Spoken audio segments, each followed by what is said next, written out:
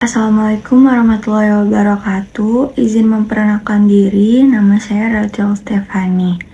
Saya akan menjelaskan tentang spektrofotometri UV visible. Yang pertama, saya akan menjelaskan prinsip dasar metode spektrofotometri UV visible. Prinsip dasar metode spektrofotometri UV visible yaitu analisis fotometri berdasarkan absorpsi energi cahaya oleh molekul-molekul pada daerah sinar UV dan sinar tampak atau visible. Grafik hasil pengukuran molekul dengan spektrofotometri UV visible disebut spektrum UV visible atau kurva absorpsi radiasi UV visible. Baik, selanjutnya saya akan menjelaskan senyawa yang dapat dianalisis dengan spektrofotometri UV visible. Senyawa yang dapat dianalisis dengan spektrofotometri UV vis yaitu senyawa yang mengandung gugus kromofor. Kromofor adalah gugus yang menyerap cahaya UV vis seperti yang ada di gambar. Ada ikatan rangkap, karbonil, dan cincin aromatik. Yang kedua, senyawa dengan gugus ausokrom. Ausokrom meningkatkan serapan cahaya, seperti contohnya yang ada di gambar.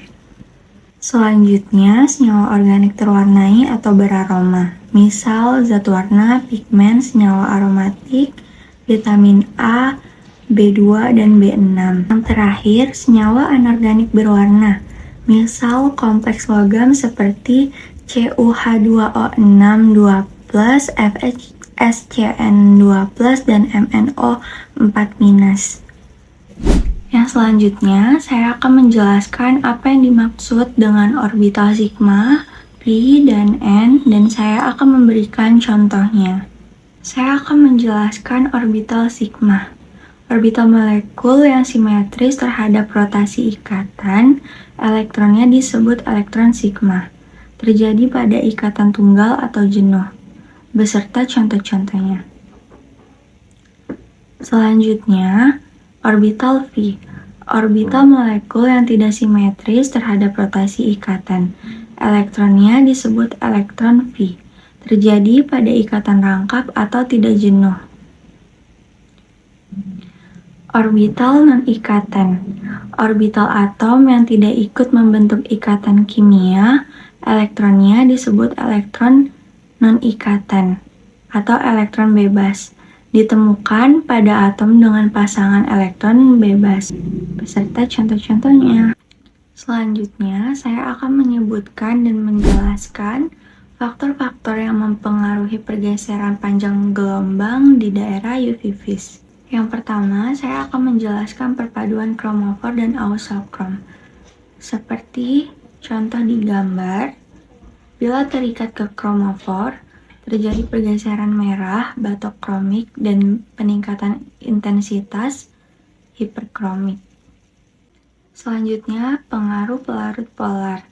Pelarut polar dan ausokrom meningkatkan lambda atau panjang gelombang dan epsilon, efek batokromik dan hiperkromik.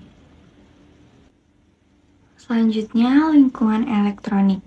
Lingkungan elektronik yang berbeda dapat memengaruhi energi orbital suatu molekul. Efek elektronegativitas halogen.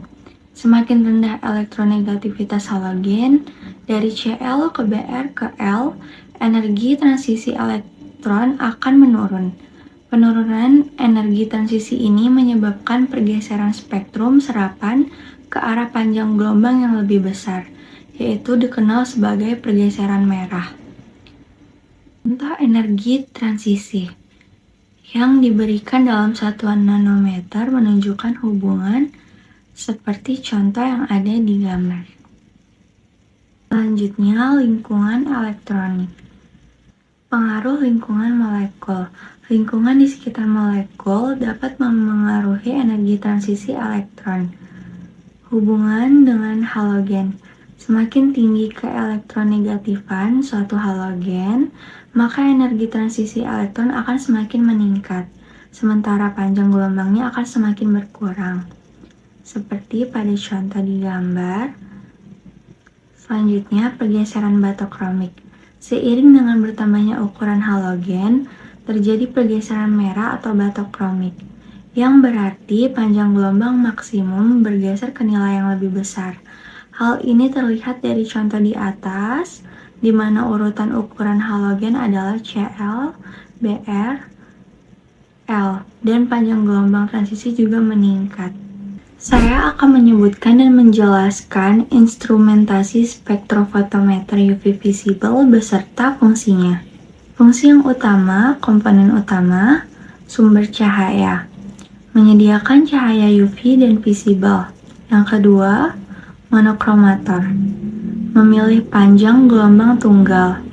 Yang ketiga ada kuvet, kaca atau kuarsa, menampang larutan sampel. Komponen lanjutan dan fungsi. Yang keempat, detektor, mengubah cahaya menjadi sinyal listrik. Yang kelima, penguat sinyal, amplifier, memperkuat sinyal dari detektor. Yang keenam, ada display atau recorder, menampilkan absorbansi atau persenti. Nah, alur kerja sederhana. Yang pertama, sumber cahaya. Ini adalah bagian yang menghasilkan cahaya. Selanjutnya, monokromator. Alat ini berfungsi untuk memisahkan cahaya dari sumber menjadi panjang gelombang tunggal atau pita sempit. Selanjutnya, sampel atau kuvet. Cahaya dari monokromator diarahkan ke sampel yang ditempatkan dalam wadah khusus atau kuvet tersebut. Sampel akan menyerap sebagian cahaya. Selanjutnya, detektor. Alat ini mendeteksi jumlah cahaya yang melewati sampel. Yang terakhir, ada display. Detektor mengirimkan sinyal ke tampilan atau display yang menunjukkan hasil pengukuran, biasanya dalam bentuk nilai absorbansi atau transmitasi. Selanjutnya, saya akan menjelaskan prinsip dasar analisis kualitatif dan kuantitatif senyawa dengan metode spektrofotometri UV visible. Prinsip dasar spektrofotometri UV vis. Mengukur serapan cahaya oleh senyawa pada panjang gelombang 200-800 nanometer. Serapan cahaya terjadi karena transisi elektron pada gugus kromofor. Yang pertama ada analisis kualitatif. Tujuannya untuk mengidentifikasi sejenis senyawa yang tidak diketahui dengan membandingkannya dengan senyawa standar yang sudah dikenal.